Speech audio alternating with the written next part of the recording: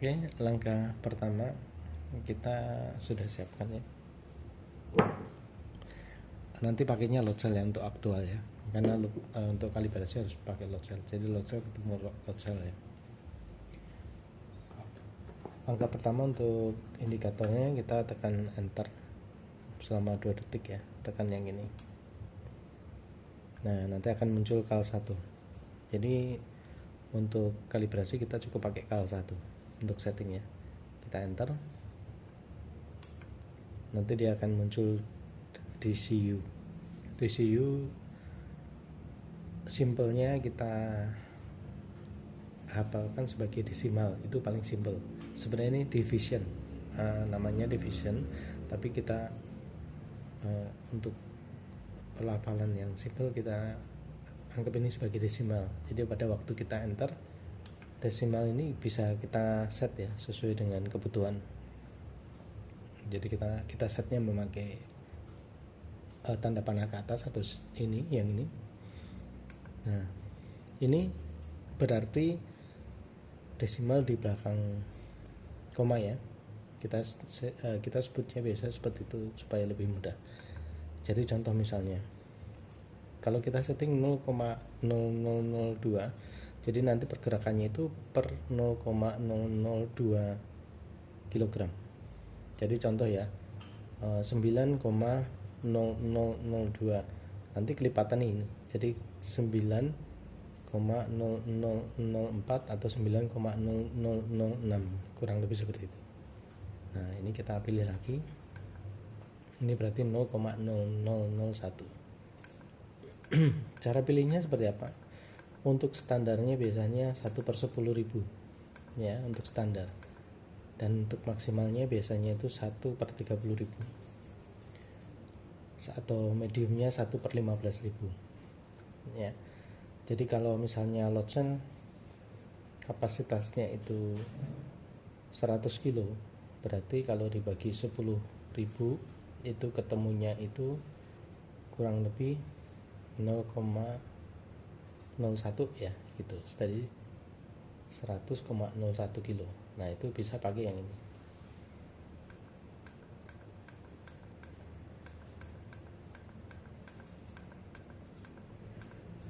Nah, kurang lebih seperti ini ya. Ini sebagai contoh ya. Kita enter dulu ya, anggap load cell itu kapasitasnya 100 ya, 100 kilo.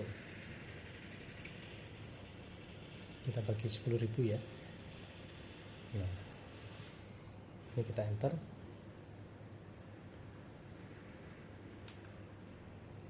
Terus yang kedua adalah cap.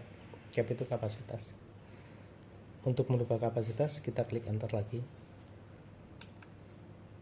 Nah, di sini kita betulkan ya. Ini kan 1000.00. Jadi kita betulkan untuk kapasitasnya. Tadi 100 kilo berarti 100.00. Ini kita geser menggunakan tanda panah samping. Ya, ini kita turunkan jadi 0. Kita geser lagi tanda panah samping. Ini kita naikkan. Ya. Nah, untuk menaikkan dan menurunkan angka memakai ini. Ya. Ini jadi 100,00 ya. Oke, setelah oke kita klik enter. Di sini ada 0. Jadi 0 itu pas menu 0 ini di sini itu tidak ada beban ya. Terus kita enter. Setelah stabil kita enter ya. Nah, di sini biarkan angka ini fluktuasi. Nah, ini kita enter lagi. Nanti di sini kan 00. Jadi 0 ini berarti yang tadi di sini tidak ada beban, di sini itu 00. Jadi 0, nanti keluar angkanya itu ngacak nggak apa-apa, itu signal dari load cellnya kedetek di indikatornya. Nah, setelah itu ditekan enter lagi dia keluar 0.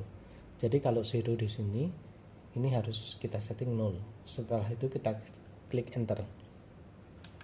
Yang kedua adalah span.